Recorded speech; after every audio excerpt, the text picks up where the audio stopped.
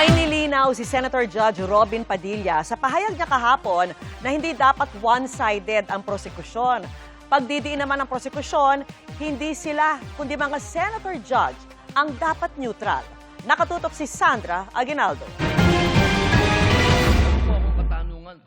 Sa kasagsagan na impeachment trial ni Vice President Sara Duterte kahapon, nagsalita si Senador Robin Padilla para pagsabihan ng prosecution na iwasan ang paghaharap ng witness na may kaso. Bilang pakiusap po sa inyo, sa prosecution, pwede po ba na sana ay maiwasan natin ang pagbibigay ng witness na may kasong perjury?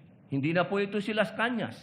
Ang sinasabi ko po ay yung dalawang mahal nating witness, si Attorney Jeremy Lotok at si NBI Agent Talilong, na sa mga oras na ito ay may kasong hinaharap na perjury. Sagot ng lead prosecutor, wala namang kaso ang dalawang tinukoy na witness nila. We were able to verify already that there are no cases pending against the prosecution witnesses. Kalmado naman ang pagtatanong hanggang sa Napakaganda po ng inyong sagot. Sana hindi one-sided ang ating persecution. Kasi alam nyo, pag kayo ang pagpabor sa inyo, alam nyo ba, bawal po ang ginagawa. Kindly maintain Presiding order officer, within the bawal court. po ang ginagawa nitong nasa harap natin, nagkukomento. hindi nakunan sa video ng impeachment court kung ano ang ginawa ng mga tinutukoy ni Padilla na nag-iingay. Pero humingi ng paumanhin ang prosecution at nagpaliwanag sa kanilang regular press conference. Kanina talaga nagising kami lahat at pinagalitan pa kami sa front row. So may I use this opportunity to apologize to Senator Judge Robin. Senator Robin, sabi mo kaibigan tayo, forgive na lang. Hindi na kami uulit dyan. Pero kaugnay sa sinabi ni Padilla na sana wag one-sided ang prosecution, The prosecution really is for the prosecution. And the defense is for the defense. Hindi ba? Ganon.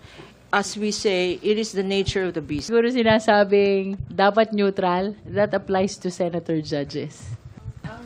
Ang quote dyan, talbog rin sa inyo. matapos nito naglabas ng statement si Padilla para linawin ang nasabi niya.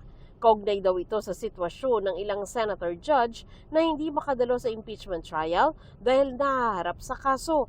Samantalang may witness umano sa impeachment trial na nahaharap sa legal na usapin, bagay na itinanggi ng prosecution.